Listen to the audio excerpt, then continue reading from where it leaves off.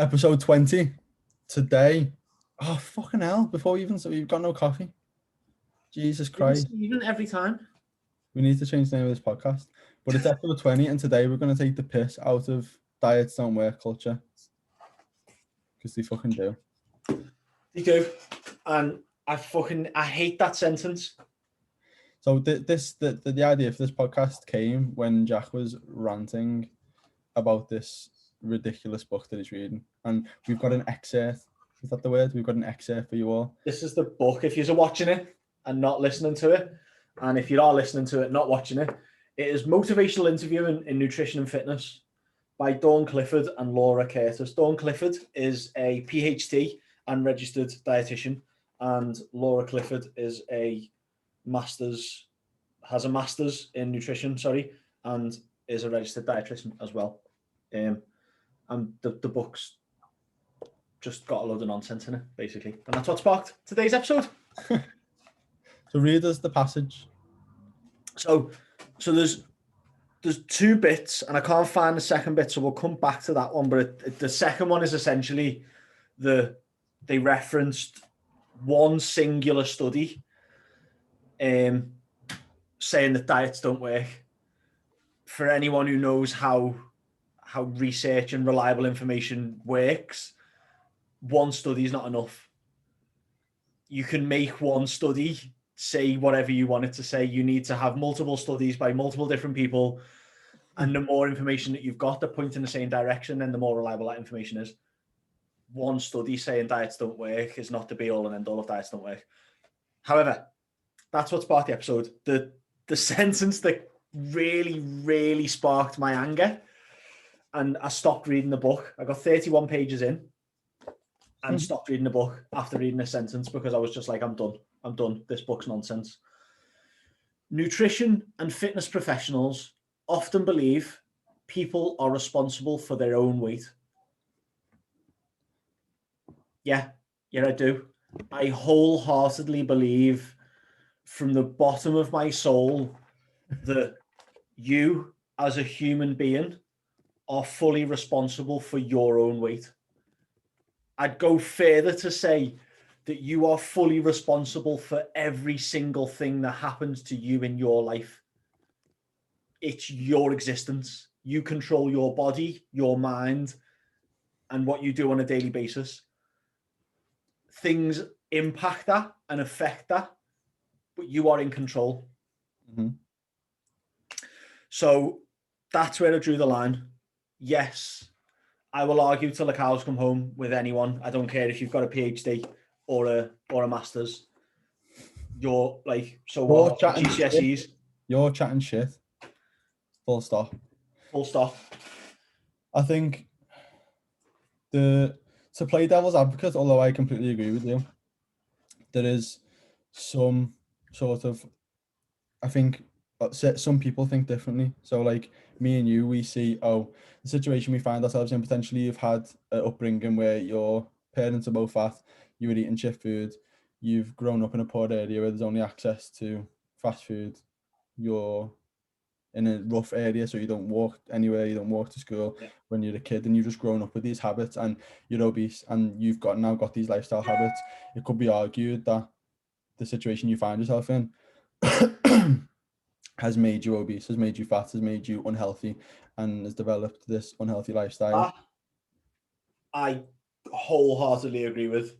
Environmental factors, socioeconomic factors, your upbringing, the people that you are influenced by, your friends, your family, all affect your weight and your ability to lose weight. But you're still responsible at the end of the day. Like, you have to take responsibility for your life, no matter what situation you find yourself in. It is, at the end of the day, your fault, and it's your responsibility to, if you're not happy with the situation, it's your responsibility to get yourself out of it. So if you are finding yourself in that situation where you're obese and it's because of all those factors in your life leading up to this point, and you realize, right, I'm not happy with where I am, it's therefore your responsibility to not sit there and mope around like a fucking muppet and decide, right, today I'm going to make a change in my life that's going to bring me to a more fulfilled, inspired version of myself. And therefore, once you clock that in your brain and you take responsibility, this is my this is my responsibility. This is my life. I'm in complete control of it. If I want to transform my physique, I can do that. I'm in complete control. Once that clicks in your mind and you take responsibility, the game is completely changed. We live in a blameless culture. Like I read that book, Black Box Thinking by Matthew Syed, that spoke about this. That was basically like, we as human beings and the way our psychology works will never ever blame ourselves for something going wrong. And it's like a deep rooted part of our brain that we don't, until we figure out that we're wrong. We can't be told that we're wrong by someone else. So this culture of blame shifting, like taking the responsibility of your own health and your own weight off you and putting it onto, well, I don't know who the people in this book think is now responsible for their weight, if that person isn't. Like, this is what I mean. If you're no longer responsible for it, then you're not going to do anything about it, are you?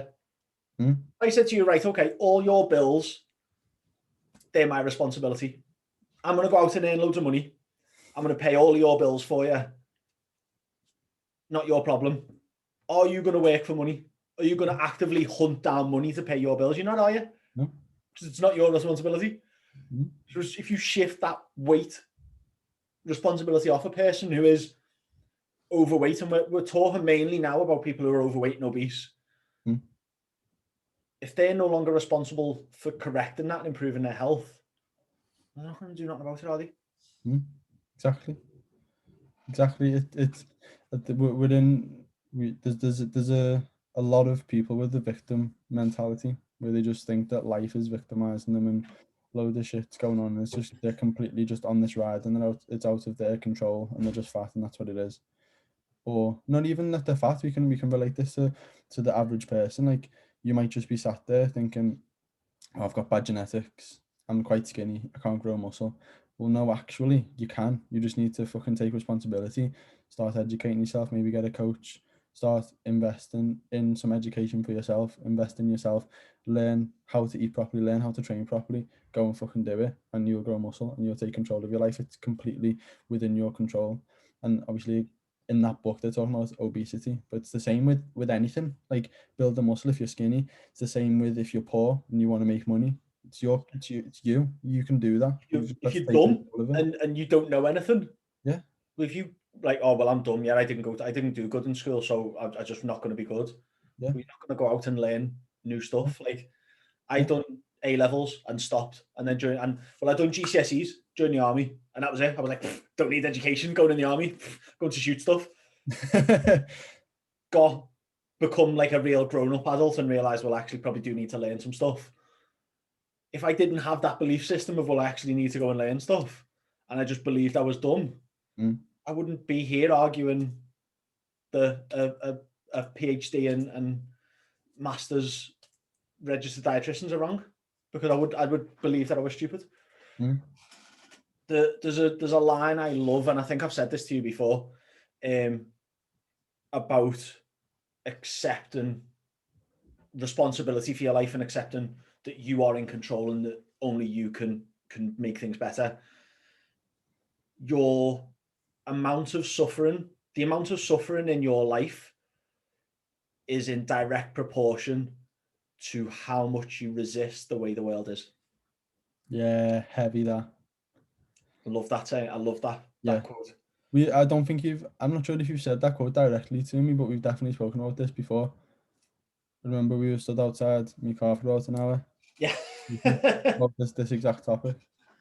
It's like, if you can accept that shit's hard and life's hard and life will punch you in the face every now and then, and accept that and just roll with the punches and try and fucking move forward every time you get the opportunity, life's actually quite fun once you accept that. Whereas if you're thinking every time life throws a punch at you, oh, life's fucking trying to beat me down, it's like, this happens to everyone.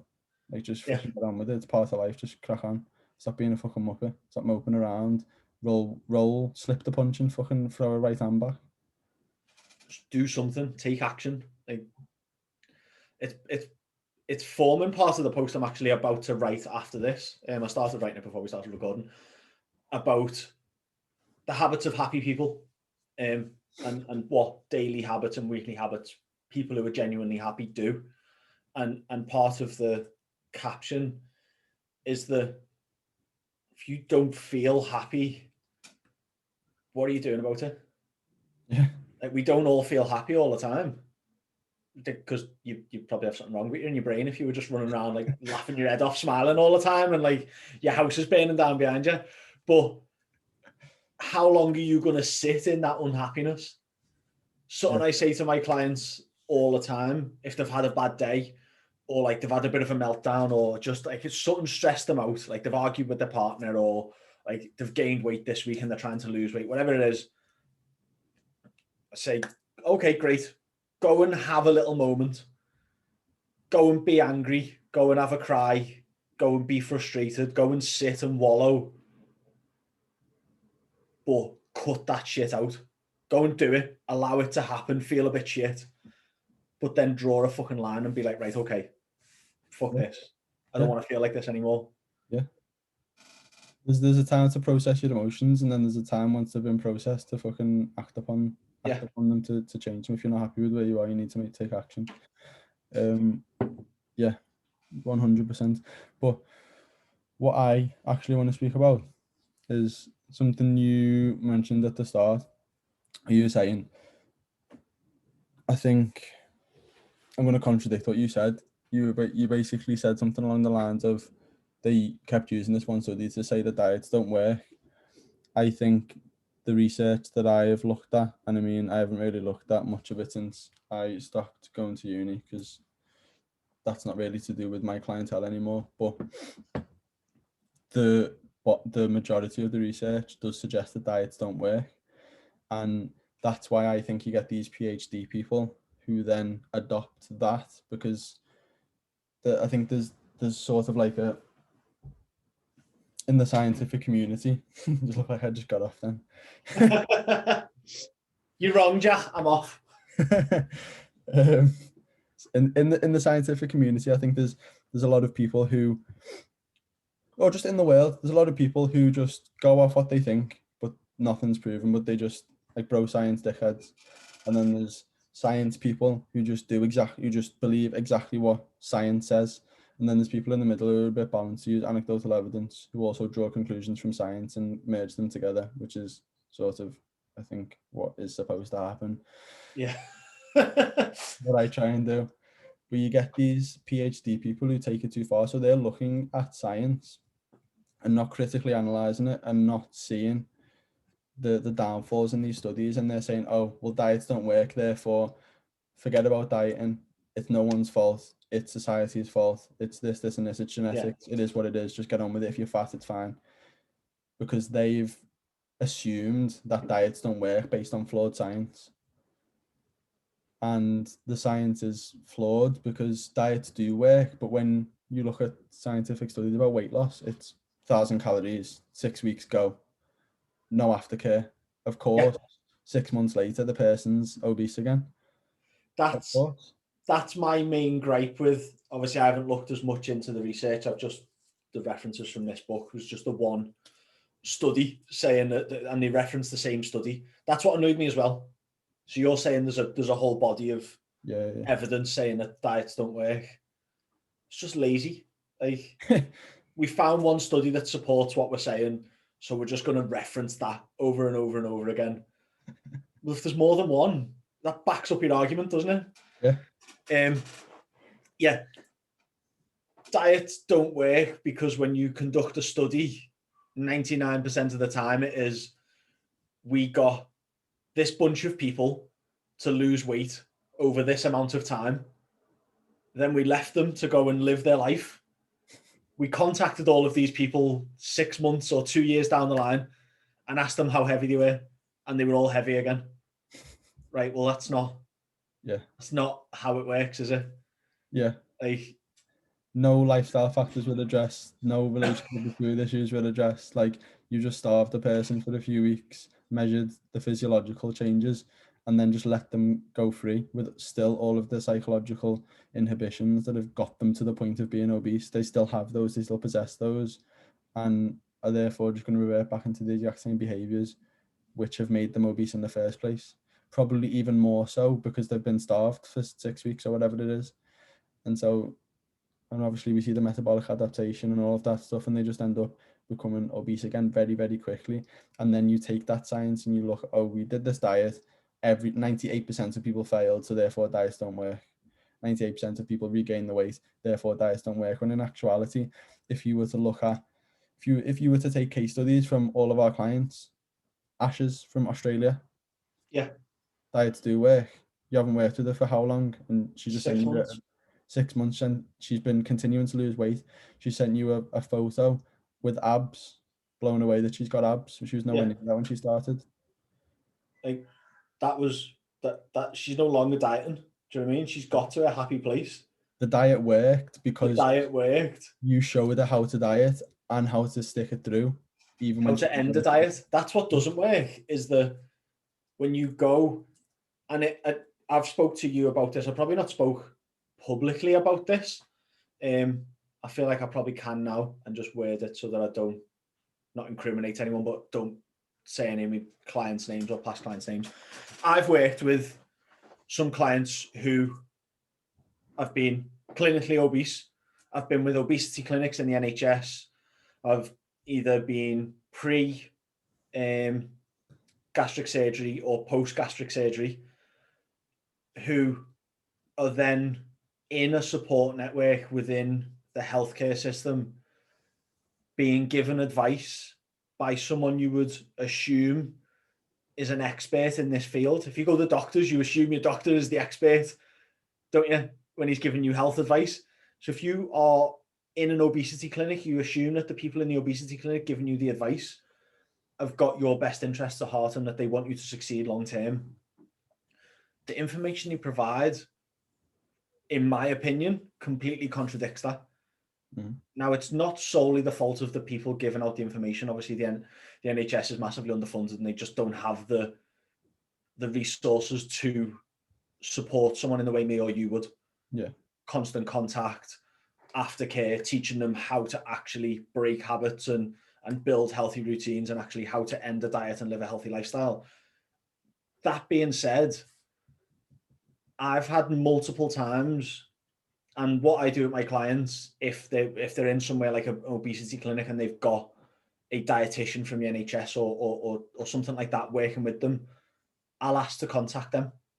So I'll ring their dietitian, make sure that we're both singing off the same song sheet, we're both given the same information so that the client patient's head isn't getting battered by two different people saying two different things.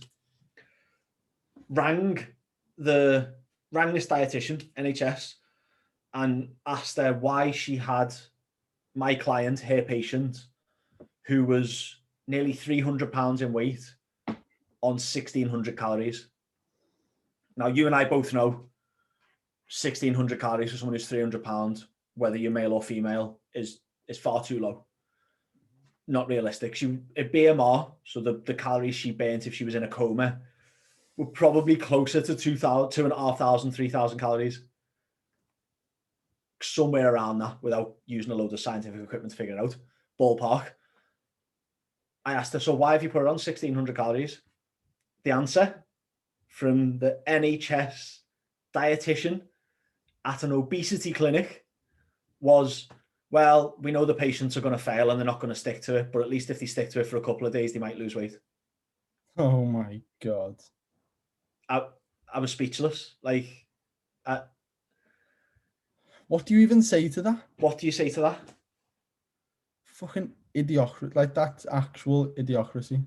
We tell them to go on ridiculously low calories because we know they won't be able to stick to it, but at least if they stick to it for a couple of days, they might lose weight. Imagine, no, that in itself is shit anyway. Just the fact that, oh yeah, we'll just throw them this because they won't stick to it anyway. Just the lack of effort to put in to get them to stick to it anyway. That's a joke. But also, just put yourself in the position of an obese person. you obviously don't want to be obese. You've gone to the NHS obesity clinic because you want to be healthy. You want to lose weight. Yeah. Imagine being told the only way for you to lose weight is to eat this ridiculously low amount of food. And you go, oh my God, that sounds horrible, but I'm going to try it anyway. And after 2 days, you give up. Imagine how shit you feel about yourself. You then lump yourself into the category of the person who's always going to be obese. If you think that's the only avenue for you to lose weight, that's how soul out the window. crushing That's is out that? the window. You're never trying to lose weight ever again. You go further down in your downward spiral. Like, dieting is hard for anyone. When you are obese, it's more than just eating a bit too much. The psychological impacts of it, you've got long-term habits that have caused you to do this. There are, whether it's the way you've been raised, the people around you, this is stuff that habits that you're trying to break that you've had for 20, 30, maybe even 40, 50 years. Mm-hmm. That alone is difficult. To lose the amount of weight that you probably need to lose as someone who is clinically obese to get into a healthy weight range is going to take a staggering amount of time. Mm-hmm. Longest I've probably dieted is 6 months. I've had clients who have been clinically obese who've had to diet for 9, 12, 18, 24 months longer to lose the weight that they want to lose to get to the weight that they deem to be healthy. That, on top of breaking all of the habits and the routines that you've had for years, forming those new neurological pathways in your brain, is fatiguing. Then the fact you've got the dietitians giving out terrible advice, and then you've got the fact that when you are clinically obese, like when there is that much adipose tissue, that excess body fat, everything is harder. Mm-hmm. Walking is harder. You're tired more. Socially, you feel more awkward. You're mentally drained because you don't feel good enough in yourself because of it. Mm-hmm. You don't feel hunger like other people feel hunger. You don't feel satiated like someone who weighs less than you would feel satiated. Mm-hmm. It's just like, and then that's the help they're getting. It's painful. This is why I love what I do. Yeah. And it's funny because these people have gone to university and have studied for years and years and years, and they're coming up with this shit. I mean, it's like, even just the fact that the only bit of guidance they give them is, right, hit these calories. What? Hit these calories. Like, going back to the clients I spoke about before with the 1600 whatever calories it was. Sorry, can I interrupt you, by the way? I've been given a cup of tea. The tea and coaching podcast. I feel disgusting. I feel let's do the next episode earlier so we can both have a coffee. I feel like I've just ruined the whole series. Let's just end the podcast now. Let's just stop doing them. Let's just not do any more. Yeah, let's just end it. Just delete the whole account off Spotify. Get rid of them all. Just get rid of them. That was the line in the sand. He brought a cup of tea. We had a guest on once that brought a cup of tea. Remember? I can't remember who it was. Who was it? Was it Al? Alice? No, it wasn't. He brought a coffee. Who was it? It was Neil. No. Lucy? It was Lucy. Was it? Wait. No, Lucy wouldn't do us like that. Lucy likes a coffee. No, go on. Carry on with your points. I'm going to go back into the archives. You go figure that out. So, what was I going to say now? Talking about tea, and I've lost me really interesting point. That was it. So, dietitian for the obesity clinic, NHS obesity clinic.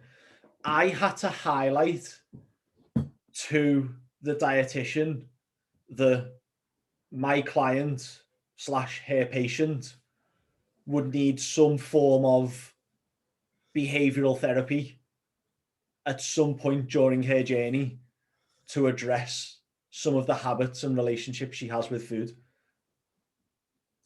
surely if you work, and like I said, is there, so on the phone call I was like, look, there's been some red flags over the past couple of weeks with our, let's just call it our client, because it was her patient, my client. There's been some red flags for me as a coach over the past couple of weeks that this person's relationship with food is not good. There's some really big red flags, like labeling certain foods as like the worst thing in the world, like massive amounts of guilt around eating certain foods, like punishing herself for certain things and starving themselves and then like completely overeating because of it. Like all the big red flags to a really poor relationship with food that are obviously part of the reason why this person was obese or was clinically obese. As someone who works in an obesity clinic, it's got to be pretty common, hasn't it? Pretty much all of your patients surely are going to have some form of poor relationship with food, and that's why they are where they are. This is what's fucking terrible. Sorry, have I interrupted you then? Just I've very nearly finished. Is I said to her on the phone, is there any sort of like other support like after she's had the surgery? Like, so she has the surgery, she can't actually eat enough food because her stomach's now about this big. She's had the gland removed that produces ghrelin, so she doesn't actually feel hunger either. Yeah, part of the surgery. Mad, I know. But at some point, we're going to need to address the behaviours, because the behaviours are still going to be there. The thought process is still going to be there. So is there, I said to her, is there any sort of, what do you call it? BPD? Is it BPD? Cognitive behavioral therapy sort of thing. Yeah. CBD, cognitive behavioral therapy. CBT, cognitive behavioral therapy. I knew the words, I didn't know the acronym. Yeah. It says, is there any sort of like talking therapy or anything like that? Oh yeah, that might be a good idea. That, yeah, I'll bring that up next time I see her. For fuck's sake. This is what I was about to say. It's like, this is the issue with scientists and dietitians and like doctors and all of that. Like, they don't have real in the trenches experience. And when we say in the trenches, we mean like actually working with people on a one-to-one basis. So if anyone listening doesn't know, I was in uni and I dropped out after a year and a half because I just thought it was fucking a joke. I used to, so my course was nutrition, sport and nutrition for health. So a lot of it was the type of shit that we're talking about now, dealing with obese people, like dealing with societal pressures to be in shape, to dealing with sort of socioeconomic factors to why people are obese, and like all of this, basically what we've been talking about for this podcast. And you get these lecturers who are, going back to what I said at the start, who are just talking about what the science says, and oh, the science says this, and so we take it literally and we apply it, and that's that. And they don't have a holistic approach. They don't have any sort of like, they just look at it from either a physiological point of view, if that's where their scientific background comes from, right? Calories. If you're a dietitian / calories, that's it. Yeah. If you're if you're like if you come from like a psychological background, it's all that shit in the book. Diets don't work. Yeah. Stop feeling bad. Just eat what you want. And then but then when you actually, so me was learning all this stuff, but also had experience working with people one-to-one. And I'm thinking, well, no, like, yous are missing the fucking link. Like, there's one thing, like, obviously, yeah, we need to look after the physiological factors through nutrition. We need to look after that through activity and all of that stuff. But you also need to have an understanding of how to develop someone's psychological, how to bring out the psychological changes. Yeah, how to change someone's routine, change someone's habits, to actually get them into the routine where they're going to continue losing fat, and get them to take responsibility, like we were talking about at the start of the thing. And how to, a big part of our job is to understand our clients and get them to understand themselves so that they can actually attack the program. But these scientists don't understand that. And so I used to sit there pretty much every lecture and argue with the lecturers. And it just got to the point I felt like I was talking to a fucking brick wall. Yeah. they're all, by the way, obese, which just in itself says everything you need to know. Like, you're a nutrition lecturer and you're obese. They were the people that are writing this book. They were the type of people who write this book who were not seeing the link. So there was two ends of the spectrum: the dietitians who come from a physiological background who were just very, very scientific, and then the other side, the type of people who wrote this book that Jack's talking about. And it was just like I was just talking to a brick wall, and so I decided to leave.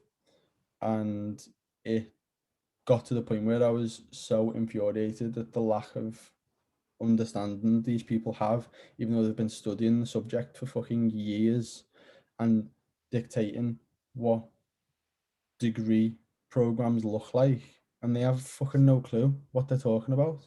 Yeah. I've been a PT for 2 years and I've changed more lives than you have. Yeah, I think it's important.